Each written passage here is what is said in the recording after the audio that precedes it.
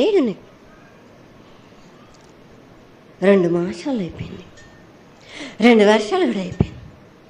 నా విగ్రహ ప్రతిష్ఠ చేస్తానని మాట తీసుకుంటున్నారు కానీ మీరు మాత్రం చెయ్యట్లేరు. మీరు కానీ నా ఆగ్రహానికి మీరు గురి అవుతున్నారు.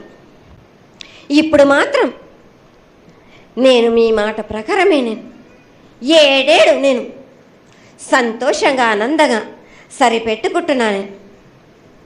నా బాలవచలందరినీ నేను ఏ ఆపద వచ్చినా నేను కాపాడుతున్నా. నేను ఏ ప్రమాదాలు వచ్చినా కానీ కాపాడుతున్నా. నేను మీరు మాత్రం నా మాటకు మాత్రం ఆచరించట్లేరు. మీరు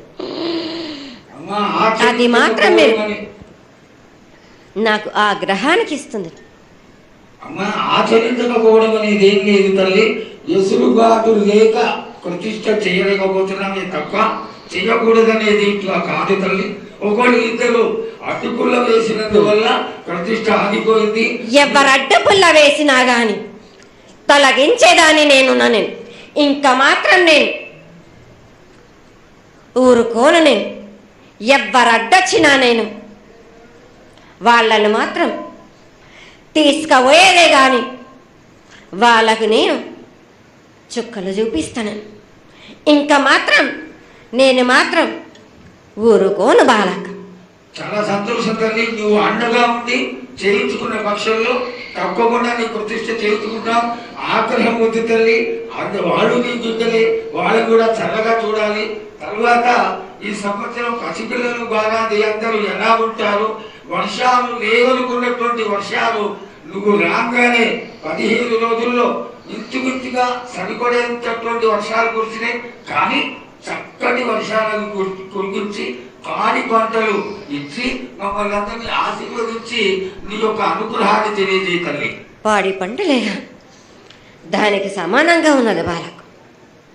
గత ఏడు చెప్పినట్టు ఈ ఏడు కూడా మీకు వర్షాలు మాత్రం కుంభ వర్షాలు ఉన్నాయి.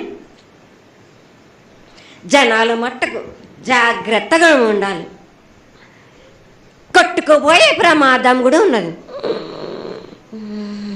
అగ్ని ప్రమాదాలు ఉన్నాయి. కుంభ వర్షాలు 7 కాదు, ఈ 7 భారీగా ఉన్నాయి. జనాలు మట్టుకు సగానికి సగం కొట్టుకుపోతూనే ఉంటారు. వాళ్ళకు ప్రాణ నష్టం కూడా జరుగుతుంది. అది జరగకుండా ఆపాల్సిన బాధ్యత నీదే కదా తల్లి. 7 కాదు బాల, అది జరుగుతూనే ఉంటుంది. కానీ ఈ 7 మాత్రం భారీగా ఉంటాయి. ప్రమాదాలతో పాటు వాడి వరుసలు లేకుండా జనాలు మట్టు బాలబచ్చలు ఇట్లా ప్రవర్తిస్తుంటారు. ఎట్లెట్లా ఈ విధంగా మీరు చేస్తుంటారు.